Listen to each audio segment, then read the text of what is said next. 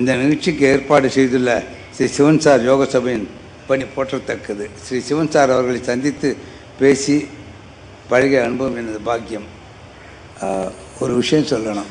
அதாவது சிவராமன் சார் சொன்னார், அவரை நான் பார்க்கும்போது நீங்கள் நிச்சயமாக நீங்கள் சிவன் சார் தரிசனம் பண்ணுறீங்க, நாங்கள் மதுராத்தினாக்க நான் போய் டெய்லி தரிசனம் பண்ணுறதே இல்லை அப்படின்னு சொல்லிட்டு, உண்மையிலே ரொம்ப அருகாமையில் இருக்கும்போது அவருடைய அருமை தெரியாமல் போகுது. இப்போ திருப்பூர் கிருஷ்ணன் சார்ட்டு பேசியிருந்தபோது சொன்னேன், ராமகிருஷ்ண பரமஹம்சனுடைய சாரதாமணி தேவியார் அவர் மறைஞ்ச பிறகு அவங்க இது ஜெயராம்படியில் அவங்க பிரதர்ஸ் எல்லாம் இருந்தாங்க, அங்கே போயிருந்தாங்க.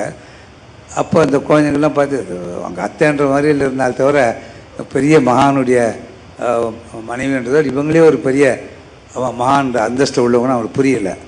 அது ஒவ்வொரு மாதம் அவர் கூட சிஷ்யர்கள் அந்த 10-12 பேரில் யாரோ ஒருத்தர் போய் விசாரிச்சுட்டு வருவாங்க.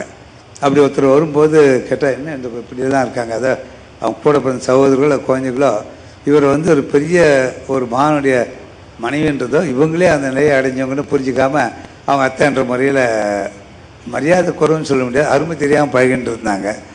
அப்போது இவர் சொன்னாரா, என்னங்க நீங்கள் எப்பேற்பட்டவருடைய மனைவி சாணத்தில் இருந்தீங்க, நீங்களே ஒரு நிலையை அடைஞ்சவங்க, இந்த குழந்தைங்கள்லாம் இப்படி மரியாதை குறைவுன்னு இல்லை, உங்கள் அருமை தெரியாமல் இப்படி இருக்காங்களேன்னு.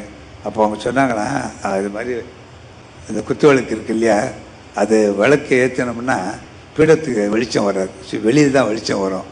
அது மாதிரி இவங்களுக்கு என்னுடைய அருமை தெரியலை அப்படின்னு சொன்னாங்க. அது மாதிரி என்கிட்ட இருந்தபோது எனக்கு அருமை தெரியல. நான் அது அவர் பார்த்தோன்னே பெரிய புஸ்தகம் அவர்கிட்ட கொடுத்துருக்கேன் திருப்பூர் கிருஷ்ணன்கிட்ட. அது சொன்னால் ஒரு 3/4 மணி நேரம் ஆகிடும்.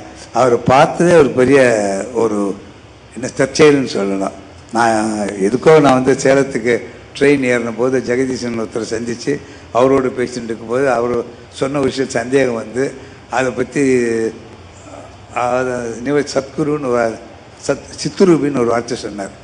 நான் அதை கேள்விப்படலையே, சுருக்கமாக சொல்கிறேன், நான் கேள்விப்பட்டதே இல்லை. எனக்கு சிவன் சார் ஆத்ம ஞானம் ஒரு புஸ்தகம் கொடுத்தாரு, அதில் அந்த வார்த்தை இருக்குன்னார்.